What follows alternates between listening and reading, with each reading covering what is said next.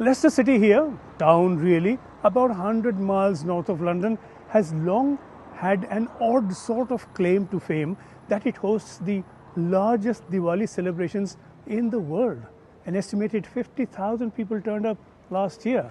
Of course, the reason it can outdo India come Diwali is that in India, Diwali is mostly a family occasion at home, not a public outdoor event, and God knows India has enough of those.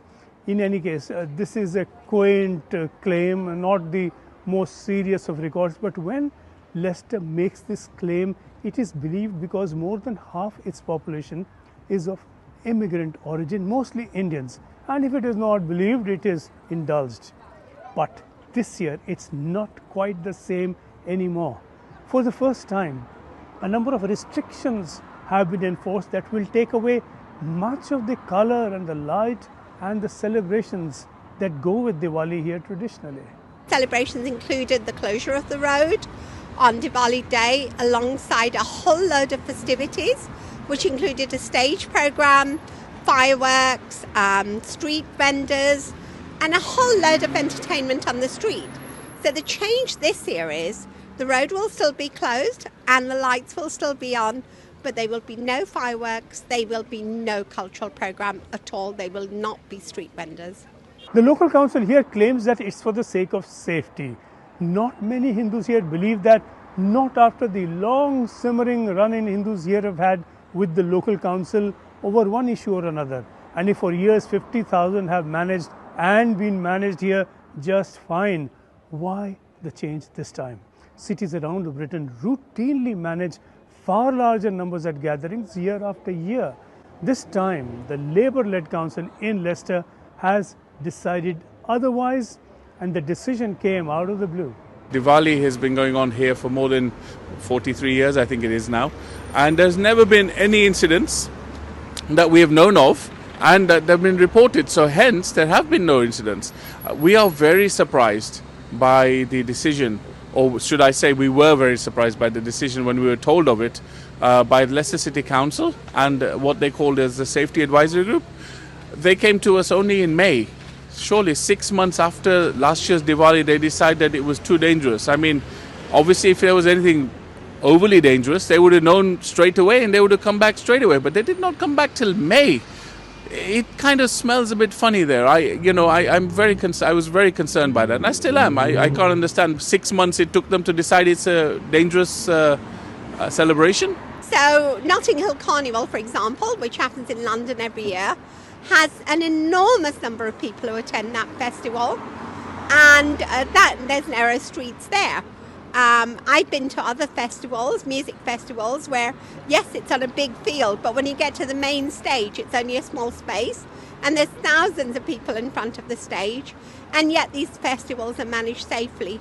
So I guess there could have been things that could have been done to make the festival more safe. That long-standing multicultural image of Leicester took a nasty shock back in 2022. At that time, Hindu homes and temples were attacked and vandalized extensively at a number of places, like this temple here on Belgrave Road. Extremists ripped down religious flags, they vandalized this and many other buildings within the city. Many Hindus still believe they did not get a fair deal then from local authorities and have not on occasion since. The Hindu research group Insight UK has produced a report now that alleges a continuing anti-Hindu bias within the administration. And on this occasion, in the absence of any convincing reason for axing celebrations in the name of safety, people have their suspicions and they have their doubts, even if they are predictably careful in what they say. There seems to be a general trend towards,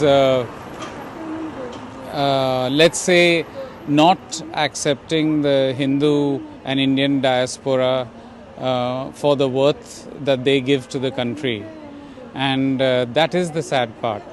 So Insight feels that this is part of that. They're basically not giving us the due consideration that we should get. One also needs to take the viewpoint of the businesses in the Belgrave area. Diwali is a time of the year when everybody waits to come here. even to conduct business and even to do the buying, And this is going to be a very big damper on all that. So if we want our city to thrive and be prospering, this is actually a setback. You could hardly underestimate the level of business that gets done here. Belgrave Road, that extends further to Melton Road behind, has officially been named the Golden Mile of Leicester, and not only because its many jewelry stores and a lot of the street very visibly does look very golden. It's where families come to shop for all that golden stuff around weddings, and they come here from all over the UK for their wedding shopping. It's the near India to go to if you can't go jewelry shopping in India. And it isn't just jewelry though. All sorts of business thrives here. Banks, fashion, food, textiles, lifestyle businesses, and all this in a once derelict area that had been marked for demolition until the Indians expelled from Uganda arrived in the 70s to set up shop here. They revived these streets, and how? This move reduces the Diwali experience here. It weakens the magnetic pull of the famed Leicester Diwali, because really the festival draws people from all over the country, certainly the Midlands, but the Leicester Diwali is known to draw people from as far north as Scotland and down south from London.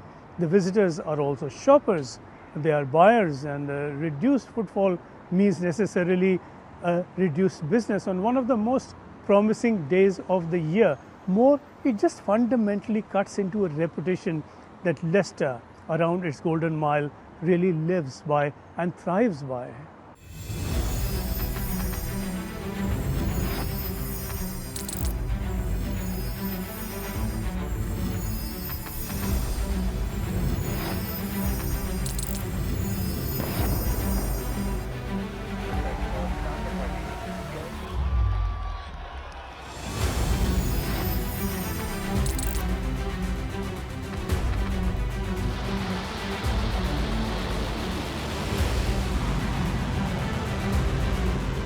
Fighting so long and so hard that they don't know what the they're doing.